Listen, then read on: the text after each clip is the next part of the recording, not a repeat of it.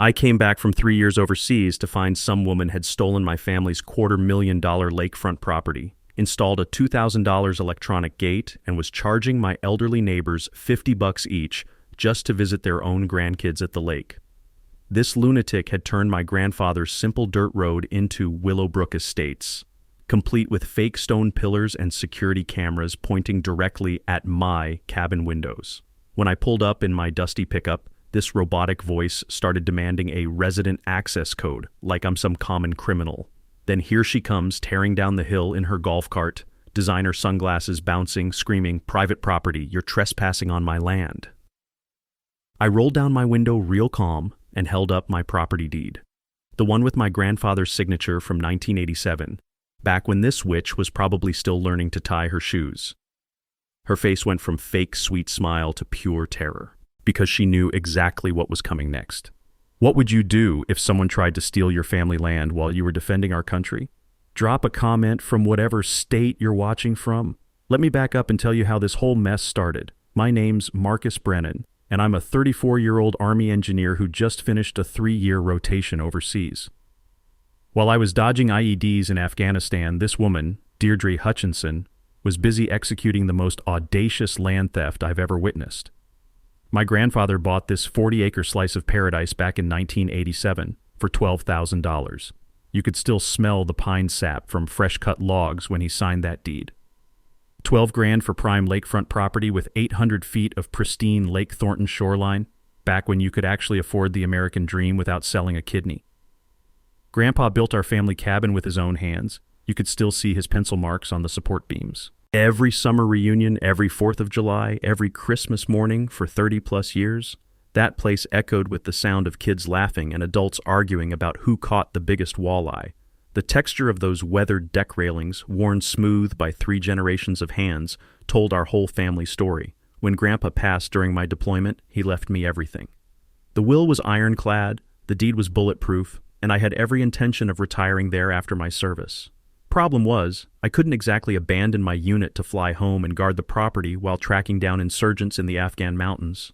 Enter our villain, Deirdre Hutchinson, 52, recently divorced with more anger than a hornet's nest in a hurricane.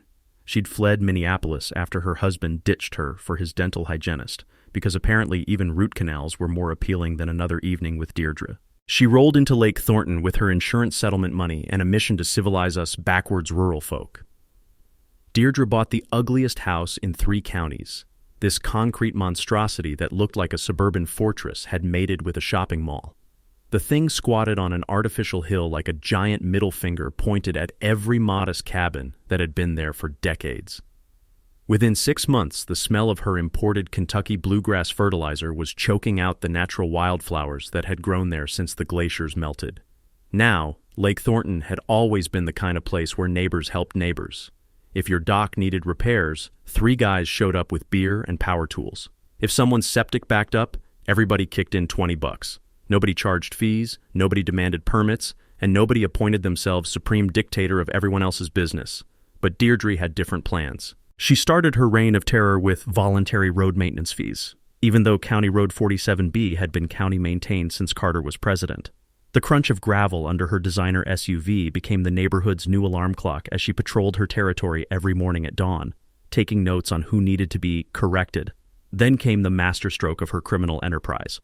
While I was serving my country and trusting that American property rights still meant something, Deirdre convinced some brain-dead county clerk to reclassify our family's access road as her private community entrance. She installed that $2,000 electronic monstrosity exactly where my property line met the county road. Suddenly, the path my grandfather had used for 35 years became the exclusive entrance to her fake Willowbrook Estates empire. She started charging access fees to neighbors who'd lived there longer than she'd been potty trained. But here's the part that'll make your blood boil. She told everyone I'd been killed overseas. Actually convinced my neighbors that my property was abandoned and she was temporarily managing the estate. She gave tours to potential buyers, pointing out where they could subdivide my land for maximum profit. When I finally drove up to that electronic gate, I was expecting to find my cabin exactly as Grandpa left it, dusty but intact, waiting for me to start the next chapter. Instead, I discovered she'd changed the locks, moved all my family photos to the tool shed, and installed security cameras pointed directly through the windows like she was running surveillance on a drug house. This woman had spent 3 years systematically stealing my family's legacy, and she genuinely believed she'd gotten away with the perfect crime. She was about to discover that screwing with a combat engineer's inheritance is the kind of mistake you only make once. 3 days after I discovered my ransacked cabin, a certified letter showed up in my mailbox. Well, what used to be my mailbox before Deirdre replaced it with some fancy brass thing labeled Willowbrook Estates Management Office. The envelope was thick, official-looking, and reeked of that cheap perfume she probably bathed in every morning. Inside was 8 pages of pure legal fiction that would have made a Hollywood screenwriter jealous.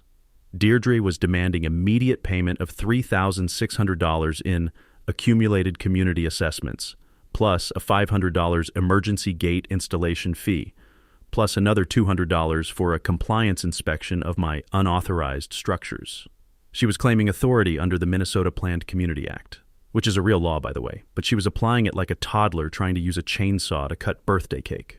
The letter threatened to place a lien on my property for accumulated violations and gave me exactly 10 days to remedy all outstanding issues or face legal action. The itemized list was my favorite part. Apparently, my grandfather's tool shed was an unauthorized outbuilding. His compost pile was an environmental hazard. And get this, she was fining me $50 for every month I hadn't paid dues to an HOA that didn't exist when I left for deployment. Now, most people would have panicked, maybe hired an expensive lawyer, definitely lost some sleep. But here's the thing about military training. It teaches you to gather intelligence before you react. So instead of getting mad, I got curious. I spent the next week at the county courthouse, and let me tell you, those dusty record books told a story that would have made Deirdre wet herself if she knew what I was finding. The smell of old paper and musty filing cabinets in that courthouse basement became oddly comforting as I pieced together her web of lies. Turns out, our self-appointed community dictator had been playing fast and loose with the truth from day one. She'd never filed the proper HOA formation documents with the state. You can't just declare yourself the president of something that doesn't legally exist. It's like claiming you're the mayor of Atlantis and demanding tribute from the fish. That road reclassification she'd pulled off? Completely improper. The county engineer sheepishly admitted they'd changed the designation based on her community development application without the required public notice period. Basically, she'd slipped it past them while everyone was looking the other way, like a pickpocket at a county fair. But here's where it gets really interesting. I dug into Deirdre's own property records and found out why she was so desperate to control everything around her. Remember that nasty divorce I mentioned? Well, her settlement agreement required her to maintain her property value above $400,000 to keep receiving alimony payments. If the value dropped below that threshold, her ex-husband could stop the monthly checks that were keeping her designer lifestyle afloat. I remembered reading somewhere that lakefront access rights can boost surrounding property values by 15 to 30%. Suddenly, Deirdre's obsession with my shoreline made perfect sense. She didn't just want control, she needed it to avoid financial ruin. When someone's fighting this dirty over property rights, there's usually money desperation driving their crazy behavior. The deeper I dug, the worse it got. She'd been collecting road maintenance fees from 7 different families, totaling about $2,100 per month. But guess what? No maintenance account existed. No receipts, no contractor payments, no nothing. She was running a straight-up embezzlement operation disguised as community management. Then I started talking to the neighbors individually, armed with my grandmother's chocolate chip cookie recipe as a conversation starter. That's when the real picture emerged. Deirdre had convinced elderly Gladys Morrison that I'd been killed in action and my property would be sold at auction. She'd told Mike Patterson, who runs the local bait shop, that I'd abandoned the land and it would become a public park. But here's what really knocked me sideways. When I knocked on Gladys's door with a plate of those cookies, she started crying and handed me a manila envelope. Inside was a contract where Deirdre had actually tried to buy my property deed from the probate court for $15,000, claiming to be a concerned community member, protecting the area from undesirable development. The texture of these legal papers felt different in my hands, cheaper, newer than the authentic documents I'd grown up seeing.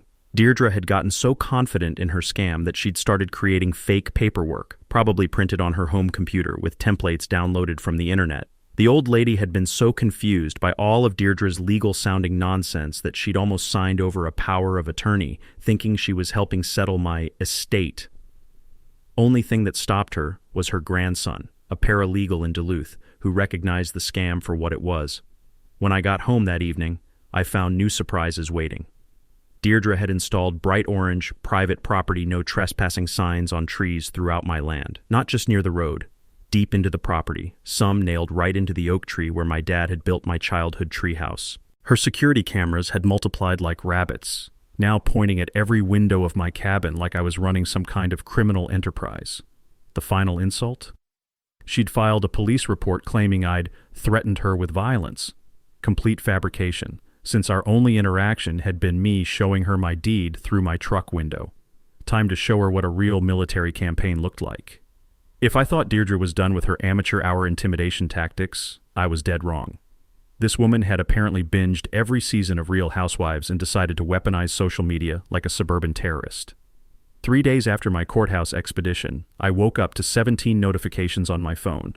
Deirdre had created the Willowbrook Estates Community Facebook group and tagged me in a post that made my blood pressure spike faster than a rocket launch. The post featured a grainy screenshot from her security cameras, cleverly edited to make me look like I was aggressively charging her gate instead of simply driving up my own driveway. The caption read, "Urgent safety alert. Unstable individual with military training has been repeatedly threatening peaceful families. Claims property rights, but exhibits violent tendencies. Police have been notified. Avoid at all costs." Within 6 hours, she had 43 comments from people I'd never met, all expressing grave concern about the dangerous veteran and offering to help protect our children. The smell of fresh coffee couldn't calm my nerves as I scrolled through her orchestrated character assassination, complete with crying face emojis and American flag reactions dripping with fake patriotism. But here's something I learned during financial briefings in the Army. When someone's running a con game, they always get sloppy when they think they're winning. While Deirdre was busy playing social media dictator, I was setting up my own intelligence operation. I installed trail cameras throughout my property and within 48 hours had footage that would have made a federal prosecutor drool. Deirdre's landscaping crew was dumping yard waste directly onto my shoreline, treating the abandoned property like their personal landfill. Even better, I caught her red-handed charging boat launch fees to public fishermen, $20 per boat for access to what had always been free public waters. The sound of cash registers must have been deafening in her head because she was literally monetizing every square inch of lakefront she could control. Through my telephoto lens, I watched her set up a folding table with a hand-painted sign, "Day use fee $20 per boat, Environmental Protection Fund." Environmental Protection Fund, my ass. That money was going straight into her coach purse to fund her alimony lifestyle. Then I discovered the real scope of her financial fraud. She'd been billing neighbors for professional property management services, totaling $12,000 over the past year, official-looking invoices for legal consultation, environmental impact assessments, and community development planning. In reality, she'd blown that money on her own landscaping improvements. Her Facebook posts literally showed off the new gazebo and imported Japanese maples she'd bought with stolen neighbor fees. Here's the gut punch. 3 families were now behind on their mortgages because of her fake assessments. Mike Patterson had taken a second loan on his bait shop to cover her made-up emergency gate maintenance fees. Elderly Gladys Morrison was eating rice and beans for dinner, trying to scrape together money for Deirdre's imaginary septic compliance penalties. That's when I realized this wasn't just property theft anymore. This psychopath was financially destroying an entire community with her elaborate con game. My counterpunch started with some old-fashioned military intelligence gathering. I began visiting the younger neighbors, the ones who'd moved up from Minneapolis but weren't completely hypnotized by Deirdre's suburban princess routine. Jackpot. Sarah and Tom Justice, both attorneys with a weekend cabin 2 lots over, had been quietly researching HOA law for months and couldn't find any legal basis for Deirdre's operations. They'd been afraid to speak up because she'd threatened to sue them for undermining community stability and property values. Mike Patterson pulled me aside at his bait shop, the smell of minnow tanks, and old wood creating that familiar North Country atmosphere, and whispered that his revenue had dropped 40% since Deirdre's gate installation. Weekend fishermen from the cities were hitting other lakes rather than deal with her interrogations and extortion fees. But here's where it gets really good. The county had started fielding complaints about restricted public lake access. Charging fees for public waters access is about as legal as selling tickets to breathe air. County Commissioner Janet Holloway, facing re-election in 6 months, suddenly became very motivated to resolve community access issues before voters had their say. The mini twist that changed everything happened when I was reviewing Deirdre's own property taxes online. Her divorce settlement required maintaining property value above $400,000 for continued alimony, and lakefront access rights typically boost values by 20 to 30%. She wasn't just stealing my land for power, she was stealing it to avoid poverty. But Deirdre wasn't done escalating. When I got home that evening, her harassment had gone full psycho. Motion-activated floodlights now blasted my cabin windows every time a leaf moved. The acrid smell of herbicide was drifting across my property line, creating brown death spots in my grandfather's wildflower meadow. She was literally trying to poison my family's legacy while robbing my neighbors blind. Time to stop playing defense and launch my own offensive campaign. This suburban dictator was about to learn what happens when you mess with someone who actually knows how to fight. Just when I thought Deirdre had reached peak crazy, she decided to go nuclear. Apparently, my little intelligence-gathering mission had rattled her cage because she escalated from petty harassment to full-blown scorched earth warfare. I woke up Tuesday morning to find a certified letter from Hutchinson Property Management, LLC, a company that existed only in Deirdre's fantasy world, claiming she'd filed a formal lien against my property for $8,900 in accumulated community violations and unpaid assessments. The document looked official enough to fool most people, complete with fake notary stamps and legal-sounding references to Minnesota Statute 515B.3-116, but that was just the appetizer.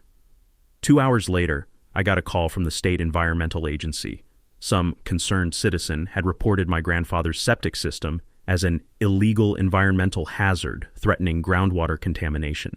Emergency site inspection scheduled within 48 hours, potential $10,000 in fines if violations were found. Then came the phone call that made me see red, my commanding officer from Fort Bragg, confused and concerned. Apparently, some woman named Deirdre Hutchinson had contacted the base claiming I was exhibiting severe PTSD symptoms and making violent threats against innocent families. She'd requested an immediate welfare check and suggested I needed urgent psychiatric intervention before someone gets seriously hurt. Let me be crystal clear. Weaponizing veteran mental health stigma to destroy someone's reputation is lower than snake shit in a wagon rut. This woman was literally trying to end my military career and civilian future with completely fabricated psychiatric accusations. But here's what our suburban dictator didn't understand. The Army doesn't play games when civilians make false reports about their soldiers.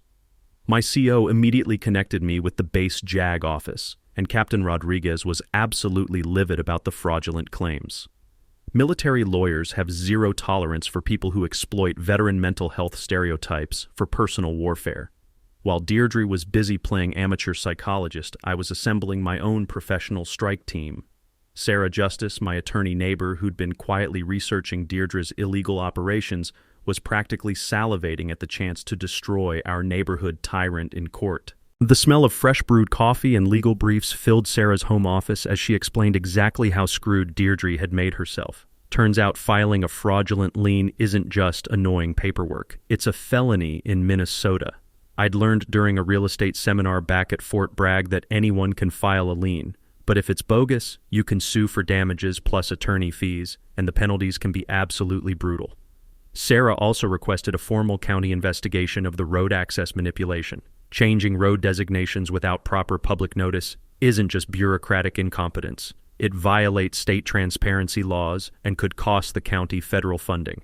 The county engineer was suddenly very motivated to fix his oversight. My military intelligence training kicked in as I filed a state revenue complaint about Deirdre's unlicensed property management business. She owed $23,000 in business taxes on those community fees, and operating without proper licensing carries penalties up to $10,000 per violation. She'd been running her little criminal empire for 2 years. The mini twist that blew everything wide open came when the state environmental inspector arrived. Professional guy, 20 years experience, and he took one look at my grandfather's septic installation and started chuckling. "Son," he said, the sound of his clipboard pages flipping in the morning breeze, "this system is grandfathered under 1960s regulations and probably cleaner than most modern installations. Whoever reported this either knows nothing about septic systems or was deliberately wasting state resources." He spent 30 minutes documenting that my system wasn't just legal, It was actually superior to current code requirements. Then he looked me straight in the eye and said filing false environmental reports was a state crime with serious penalties. When I mentioned my neighbor's unusual interest in my property's environmental compliance, he made some very interesting notes in his official report. The community momentum exploded when the local newspaper picked up the story. Veteran returns home to find property under siege hit the front page of the Lake County Gazette, complete with photos of Deirdre's ridiculous gate blocking my family's access road. 3 neighbors publicly demanded refunds of illegally collected fees. County Commissioner Holloway, smelling political gold, issued a statement supporting property rights for our brave military families. The state environmental agency released a press statement about frivolous complaints and their commitment to prosecuting false reporting. But instead of backing down, the public attention made Deirdre completely unhinged. She hired some strip mall attorney to send me a cease and desist letter demanding I stop harassing her by, I'm not making this up, exercising alleged property rights in a threatening manner. The texture of that legal threat felt cheap in my hands. Discount paper, rushed printing, the kind of document you get from lawyers who advertise on grocery store bulletin boards. This woman was panicking, and panicked people make catastrophically stupid decisions. She was about to hand me the ammunition I needed to completely destroy her suburban dictatorship. The breakthrough came at 2:47 a.m. on a Thursday, when I couldn't sleep and decided to dig deeper into the county records online. The blue glow of my laptop screen mixed with the smell of cold coffee as I hunted through public documents like a detective following breadcrumbs. Sometimes insomnia is a gift, especially when you're hunting financial predators. Sarah had mentioned during our strategy session that divorce settlements often contain bizarre financial clauses, so I decided to peek at Deirdre's divorce proceedings. What I found in those court documents made everything click into place like the final piece of a 1,000-piece puzzle. Deirdre's divorce wasn't just messy. It was a financial time bomb with a very specific countdown timer. Her settlement agreement required her to maintain her property value above $400,000 to continue receiving $3,200 monthly alimony payments from her ex-husband. If the assessed value dropped below that threshold for more than 6 months, the alimony stopped permanently, and she'd owe him back payments totaling $67,000. Here's the gut punch. Her property had been appraised at $398,000 just 18 months ago. She was literally $2,000 away from complete financial disaster, and the next county assessment was scheduled for October, 3 months away. But it gets so much worse. The divorce documents revealed that Deirdre already owed her ex-husband $180,000 in delayed support payments that she was supposed to have made during their separation. Her fancy McMansion was mortgaged above current market value, and foreclosure proceedings had quietly started 3 months ago. She had exactly 90 days to bring her mortgage current or lose everything. This woman wasn't a powerful suburban dictator. She was drowning in debt and frantically grabbing at anything that might save her. Then I found the smoking gun buried in her mortgage paperwork. Lakefront access rights and water views can boost rural property values by 15 to 30% in our county. Deirdre didn't just want my shoreline for power, she needed it to artificially inflate her property assessment above the $400,000 alimony threshold. Every piece of her elaborate con game suddenly made perfect sense. The fake HOA, the road manipulation, the aggressive community management empire, it was all a desperate scheme to claim control over lakefront assets she didn't own, padding her property value with stolen resources. I kept digging, the texture of court papers crackling under my fingers as I photographed page after page of evidence. She'd been using neighbors' road fees to make minimum mortgage payments and cover basic expenses. That $2,100 monthly collection wasn't community improvement. It was the only thing standing between her and a cardboard box under a bridge. Her professional property management business was really just organized theft disguised as suburban governance, collecting enough cash to survive while executing her master plan to steal my inheritance. The scheme had 3 phases. Plan A was harassment and legal pressure to force me to sell cheap. Plan B was adverse possession if I stayed overseas long enough, claiming abandoned property through continuous occupation. Plan C was getting the county to declare my land abandoned so she could buy it at a tax auction for pennies on the dollar. She'd already contacted development companies about subdividing my lakefront.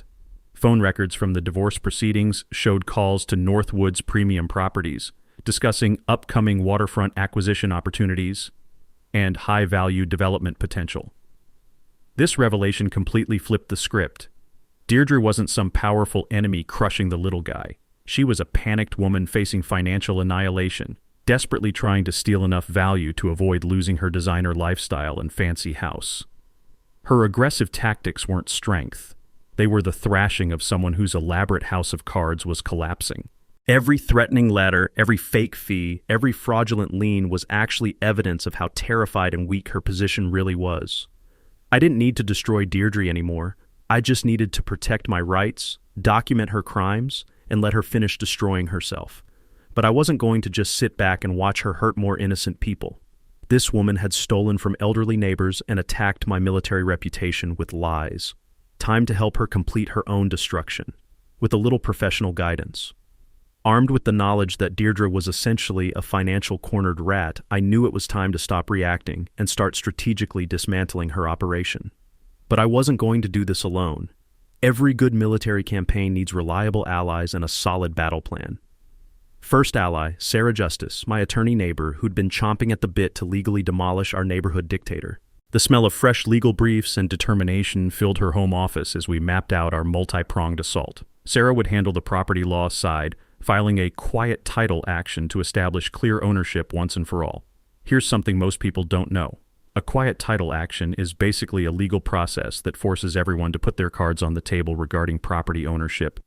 It costs about $2,000 but eliminates fake claims forever, kind of like getting a restraining order against bogus paperwork.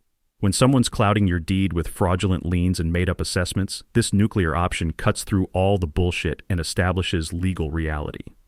Second ally, Gladys Morrison, the elderly neighbor who'd almost fallen for Deirdre's power of attorney scam. Turns out, Gladys had been quietly saving every document, every fake invoice, every threatening letter Deirdre had sent over the past 2 years. More importantly, she had the original 1960s easement documents showing the historical road access agreements that predated Deirdre's arrival by 40 years. Third ally, Mike Patterson from the bait shop, whose business revenue had tanked thanks to Deirdre's gate fees. Mike knew every weekend fisherman from the Twin Cities, and they were all furious about being charged for public lake access. He agreed to organize them as witnesses for our eventual legal showdown. Fourth ally, County Commissioner Janet Holloway, who was facing re-election and desperately needed to resolve this property rights controversy before voters had their say. Janet wasn't just politically motivated. She was genuinely pissed that some suburban transplant was making her county look like a corrupt backwater where property theft was tolerated. Fifth ally, Army JAG Captain Rodriguez, who was absolutely furious about Deirdre's false mental health claims and ready to provide character testimony that would obliterate her credibility. Military lawyers don't forget when civilians attack their soldiers with fabricated psychiatric accusations. Our legal strategy had multiple moving parts, like a well-coordinated military operation. Sarah would file the quiet title action to establish clear ownership, then request a temporary restraining order preventing any further interference with my property rights. We'd also countersue for damages including lost use of my land, attorney fees, and defamation over her social media character assassination. Meanwhile, I'd report her business license violations to the State Revenue Department. Operating property management without proper licensing equals $10,000 fine per violation in Minnesota, and she'd been running her illegal empire for 2 years. The math was about to get very expensive for our suburban criminal. On the financial intelligence front, we'd use legal discovery to subpoena her bank records, proving she'd been pocketing community fees instead of maintaining any legitimate accounts. Sarah explained that misappropriation of funds collected under false pretenses can trigger both civil liability and criminal fraud charges. For community organization, we planned a neighborhood meeting at Mike's bait shop, neutral ground where people could speak freely without Deirdre's surveillance cameras recording everything. The goal was documenting all fees paid, cataloging services never received, and gathering witness statements about her intimidation tactics. I spent 3 days creating a detailed timeline of Deirdre's illegal activities, complete with photographs, recordings, and witness statements. The sound of my printer working overtime filled the cabin as I assembled evidence packets for the county attorney, State Revenue Department, and civil court. Here's another knowledge nugget I'd learned during military contracting oversight. When someone's operating an unlicensed business and collecting fees under false authority, every single transaction can be considered a separate violation. That means Deirdre's monthly fee collection from 7 families over 2 years equals 168 potential business license violations at $10,000 each.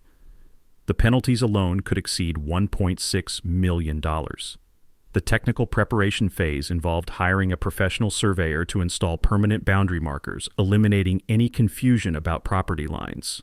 Those bright orange survey stakes would make it crystal clear where my land began and Deirdre's fantasies ended. I also established a temporary access route through willing neighbor Tom Justice's property, ensuring I couldn't be trapped by any future gate shenanigans. Legal easements are funny things. Once they're properly documented, even new property owners can't eliminate them.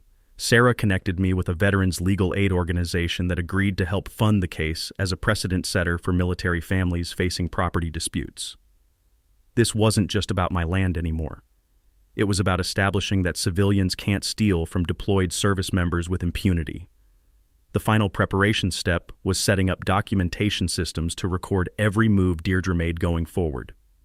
Trail cameras, audio recordings, certified mail receipts, everything admissible in court and organized for maximum legal impact. As I sat on my grandfather's old porch that evening, watching the sunset paint Lake Thornton gold and listening to the distant sound of loons calling across the water, I felt ready for whatever desperate measures Deirdre might attempt.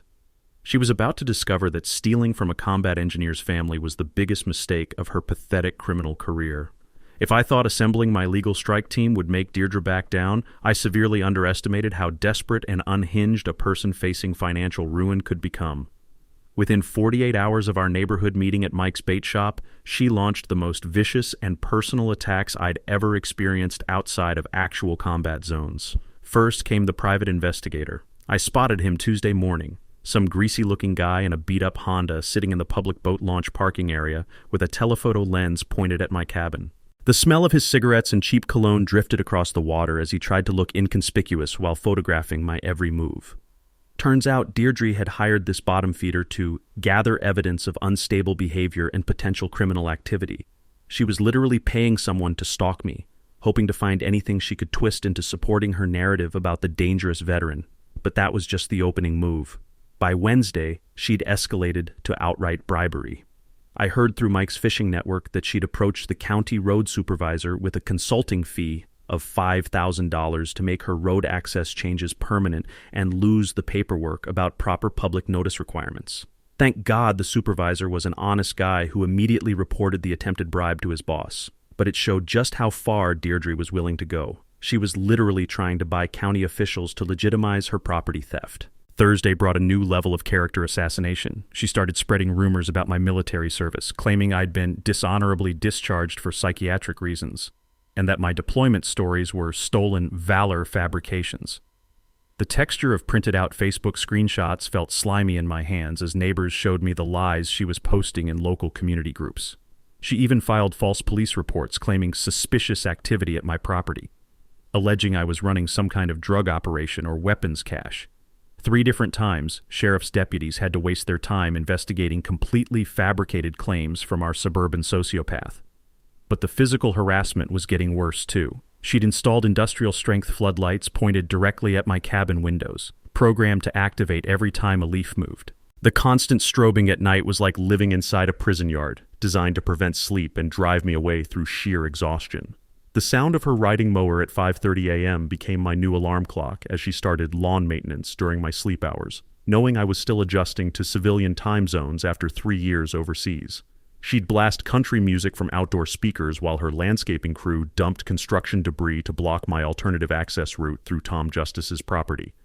Then came the most devious move yet. She started removing my surveyor's stakes, claiming they were damaging her scenic views and creating safety hazards. Every morning, I'd wake up to find another boundary marker missing, forcing me to pay for repeated surveyor visits to reestablish my property lines.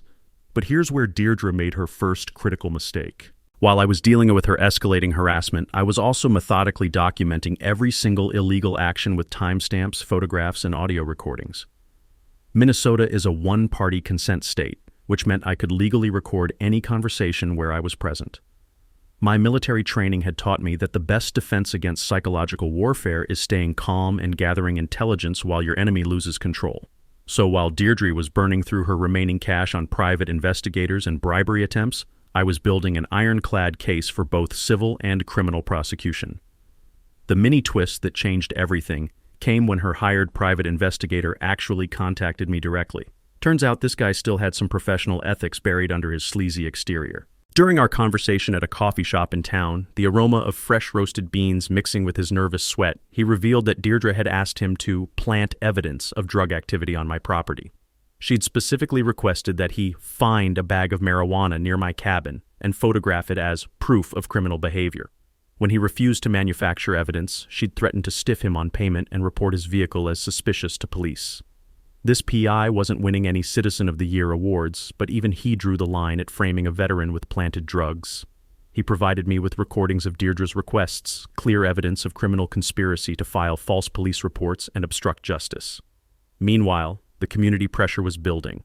Sarah had organized 3 families to file formal complaints about Deirdre's fee collection with the state attorney general's office. Mike's bait shop became unofficial headquarters for the Restore Lake Thornton movement, with weekend fishermen posting photos of Deirdre's illegal gate fees on social media. The smell of autumn leaves and wood smoke should have been comforting as October approached, but instead it felt like the calm before a massive storm. Deirdre was running out of time before her property assessment and mortgage deadlines, which meant she was about to get even more desperate and dangerous. I could feel her next move coming, something big, something reckless, something that would finally give me all the ammunition I needed to destroy her completely. With her property assessment deadline just 6 weeks away and foreclosure breathing down her neck, Deirdre made the tactical decision to go full nuclear. If she was going down, she was apparently determined to take me with her through the most elaborate smear campaign I'd ever witnessed outside of a political election. Her opening salvo was a media manipulation masterpiece. She contacted Channel 7 News from Minneapolis, claiming to be a concerned community leader dealing with a mentally unstable veteran who's threatening peaceful families. She'd somehow convinced them to do a remote interview about PTSD violence in rural communities and the failure of military mental health support systems. The smell of hairspray and camera equipment filled the air outside her McMansion as the news crew set up for her performance. She'd dressed like a soccer mom attending a PTA meeting. Cardigan, pearls, the whole innocent suburban victim costume. Her fake tears were Oscar-worthy as she described feeling terrorized in her own community by someone with extensive military weapons training. But that was just the warm-up act. She'd also created a professional-looking website called Citizens Against Military Violence, with my photo prominently displayed under headlines like "Dangerous Veteran Threatens Lake Community" and "When PTSD Becomes Everyone's Problem." The site featured fabricated testimonials from concerned neighbors, most of whom didn't actually exist. She'd posted fake witness statements, claiming I'd threatened her with specialized combat techniques, and alleging that my property contained a dangerous weapons cache that could threaten public safety. She demanded the county condemn my land as a public safety hazard and force me into immediate psychiatric evaluation. The character assassination reached its peak when she filed a formal complaint with the VA claiming I needed emergency intervention before someone gets killed. She'd apparently spent hours researching veteran suicide statistics and PTSD symptoms, crafting a detailed report that made me sound like a ticking time bomb ready to explode. Her financial desperation drove her to even more outrageous tactics. She actually approached a Twin Cities property development company, offering to sell them exclusive development rights to what she claimed was soon-to-be-available premium lakefront property. She was literally trying to sell my land to developers before she'd even stolen it. The most audacious move was her attempt to refinance her property using fake community assets as collateral. She'd created fraudulent financial statements claiming her Willowbrook Estates Management Company controlled $2.3 million in community infrastructure and lake access rights. When the bank requested documentation, she provided completely fabricated HOA bylaws and property agreements. Then she tried one last desperate gambit, a direct financial offer. She showed up at my door with a cashier's check for $50,000, claiming she wanted to resolve this misunderstanding amicably, and offering to buy my property as is for immediate closing. The paper felt legitimate in my hands, but I knew she didn't have 50 cents to her name, let alone 50 grand. During that surreal conversation on my front porch, the autumn wind carrying the scent of dying leaves and her desperation-induced perfume, she actually tried to convince me that selling would be the patriotic thing to do, since it would support local economic development and create jobs for working families. My methodical response was everything she wasn't expecting. While she was spinning elaborate lies for media consumption, I was coordinating with my legal team to provide facts, documentation, and character witnesses to anyone who'd listen. Sarah had contacted the TV news producer, providing my complete military service records, which showed an exemplary career with multiple commendations and 0 disciplinary actions. Captain Rodriguez from JAG sent a formal letter to the station explaining the criminal nature of filing false military reports and threatening legal action for defamation. I'd also submitted a detailed complaint to the VA about Deirdre's fraudulent mental health claims, complete with recordings of her demands for psychiatric evaluation. Military medical privacy laws are serious business, and filing false reports about veteran mental health can result in federal charges. The mini twist that sealed her fate came when I discovered she'd been contacting my mortgage company, claiming my property was illegally occupied and that I had no legal right to the land. She was trying to trigger a mortgage default by convincing my lender that my deed was fraudulent. That crossed a line from harassment into financial fraud. My mortgage company immediately reported her interference to their fraud investigation unit, and suddenly Deirdre was facing federal banking crime charges on top of everything else. The community had completely turned against her by this point. When Channel 7 News showed up to film their story, they found Mike's bait shop filled with neighbors ready to testify about Deirdre's illegal fee collection and intimidation tactics. The reporter quickly realized they'd been fed a completely false narrative. Instead of the dangerous veteran story Deirdre had pitched, they ended up investigating suburban woman's elaborate property theft scheme.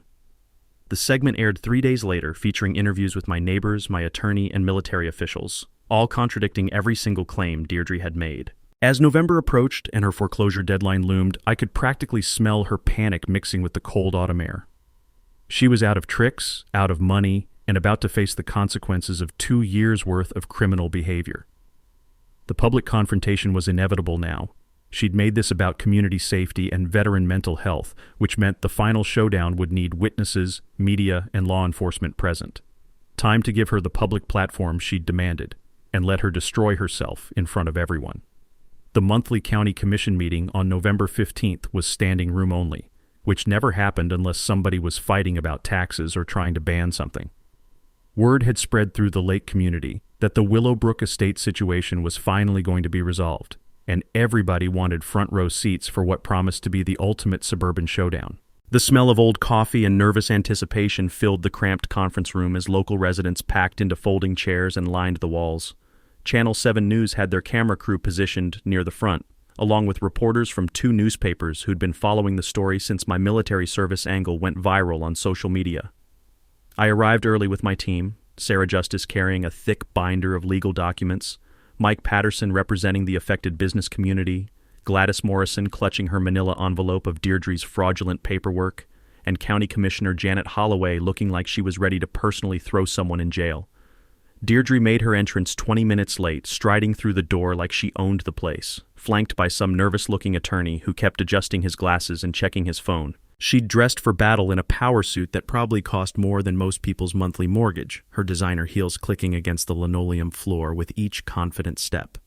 The county attorney was present, along with a sheriff's deputy and, this was the detail that made my day, an investigator from the State Revenue Department with a laptop full of evidence about unlicensed business operations. Commissioner Holloway called for public comments on property access disputes in the Lake Thornton area, and Deirdre immediately stood up, her voice projecting with practiced authority. "Thank you, Commissioners. I'm here today representing the law-abiding families of Willowbrook Estates, who have been terrorized for months by an individual with documented mental health issues and a history of violent threats." She opened her binder of evidence, the same fabricated documents and edited security footage she'd been pushing for weeks. Her attorney nodded along nervously as she demanded the county protect innocent families from this dangerous individual and declare his property abandoned due to improper legal documentation. For 10 minutes, she painted herself as the victim of a military veteran's psychological breakdown, complete with fake financial records showing her professional community management and testimonials from concerned residents who mostly didn't exist. Then County Attorney Michael Brennan, no relation despite the name, stood up and dropped the hammer that changed everything. "Thank you, Ms. Hutchinson. Before we continue, I need to inform you that this county has completed a criminal investigation into fraudulent business practices in the Lake Thornton area. Your alleged HOA was never legally formed, and you've been operating an unlicensed property management business while collecting fees under false pretenses. The color drained from Deirdre's face faster than water down a drain. Her attorney immediately started shuffling papers and whispering urgently in her ear, but she was too shocked to listen. Furthermore, the county attorney continued, we've received evidence of attempted bribery of county officials, filing of fraudulent liens, and conspiracy to file false police reports. The state attorney general's office has recommended criminal charges in this matter. That's when I stood up with my own presentation. No shouting, no dramatics, just calm, professional delivery of facts that destroyed every lie she'd told. Commissioners, I'm Marcus Brennan, and this is my property deed, signed by my grandfather in 1987 and recorded with this county for 35 years. I held up the original document, its edges worn but the legal text crystal clear. Here are the surveyor's reports confirming my exact property boundaries. Here are recordings of Miss Hutchinson attempting to bribe county officials and requesting that a private investigator plant evidence on my land. Here are bank records showing she's stolen over $25,000 in fraudulent fees from my neighbors. The mic drop moment came when I presented the divorce court documents, revealing her financial desperation. Miss Hutchinson isn't a community leader protecting anyone. She's a woman facing foreclosure who tried to steal my family's land to avoid losing her house. Every fee she collected, every lie she told, every fake document she created was part of an elaborate scheme to commit property theft while I was serving overseas. The room erupted as neighbors started standing up to share their stories. Mike testified about lost business revenue. Gladys revealed the attempted power of attorney scam. 3 families demanded refunds of illegally collected fees. Deirdre's attorney stood up and quietly announced he was withdrawing from the case, effective immediately. Professional lawyers don't stick around when their clients are about to be arrested for multiple felonies. The sheriff's deputy stepped forward and served Deirdre with a warrant for fraud investigation. The state revenue agent presented citations for $47,000 in business license violations. Commissioner Holloway announced a county task force to prevent future fraudulent HOA schemes. As the meeting ended and camera crews swarmed for interviews, I watched Deirdre stumble out the door, her designer heels catching on the threshold as her perfect suburban dictator fantasy crumbled into criminal charges and financial ruin. The little guy had just beaten the corrupt system, and everybody in that room knew justice had finally been served. The aftermath of that county commission meeting moved faster than a Minnesota spring thaw. Within 48 hours, county crews had removed Deirdre's illegal gate, hauling away her fake stone pillars and electronic monitoring system like they were dismantling a carnival that had overstayed its welcome. The sound of heavy machinery and diesel exhaust filled the air as they restored the simple dirt road my grandfather had used for 35 years. Watching that $2,000 gate get loaded onto a flatbed truck felt like exhaling after holding my breath for 6 months.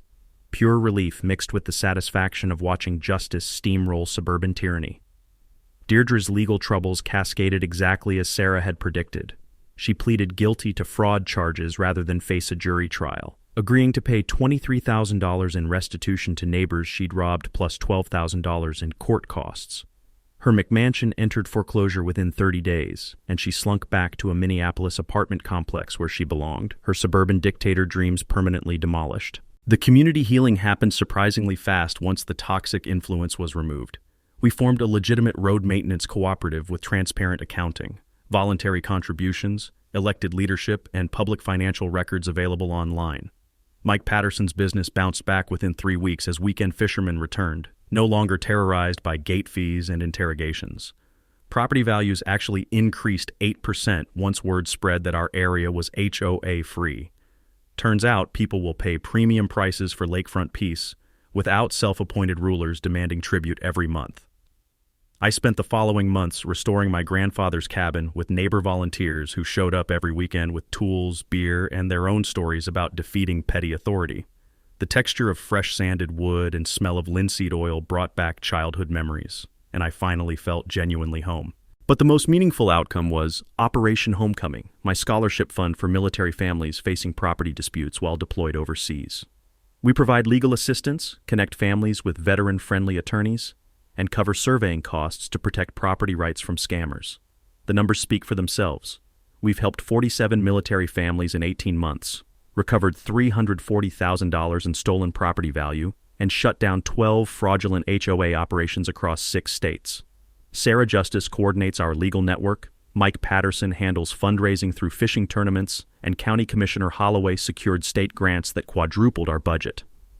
Our Know Your Property Rights website hits 25,000 monthly visitors researching HOA legitimacy and fighting property theft. Here are the 3 key takeaways everyone should know. First, verify any HOA through state business registrations before paying fees. Most are completely fake. Second, document everything with photos, recordings, and certified mail when property disputes start. Third, professional surveys cost $800, but can save $80,000 in legal fees when boundaries are challenged. The annual Lake Thornton Veterans Appreciation Festival now draws 3,000 people for fishing tournaments, barbecue competitions, and property rights seminars. The sound of live music mixed with children's laughter proves that communities thrive when bullies are eliminated and normal people can enjoy their property without harassment. Our success inspired state legislation requiring public notice for road access changes and doubling penalties for fraudulent property management. Local prosecutors used our documentation to shut down copycat scams across Minnesota, protecting hundreds of families from Deirdre-style theft operations. My personal victory felt complete when I married Sarah Justice in a lakefront ceremony last fall, surrounded by the community that chose justice over corruption. Gladys Morrison served as honorary grandmother, Mike provided the fish fry, and my Army buddies flew in to celebrate on the property I'd fought to save. The deeper mission continues as I help veterans nationwide fight property disputes while they're serving overseas. Operation Homecoming operates in 12 states with plans for national expansion, because every deployed service member deserves to know their family property is protected from civilian predators. 3 weeks ago, I got a call about a situation that makes Deirdre look like an amateur. A city council in Ohio is trying to seize a veteran's farm through eminent domain for a private golf course development, but they made one crucial mistake.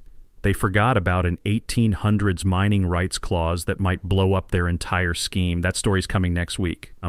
As I sit on my grandfather's restored porch each evening, watching loons call across the peaceful lake and listening to gravel crunch under neighbors' trucks heading home from honest work, I'm reminded that David still crushes Goliath when he knows the law and refuses to be intimidated.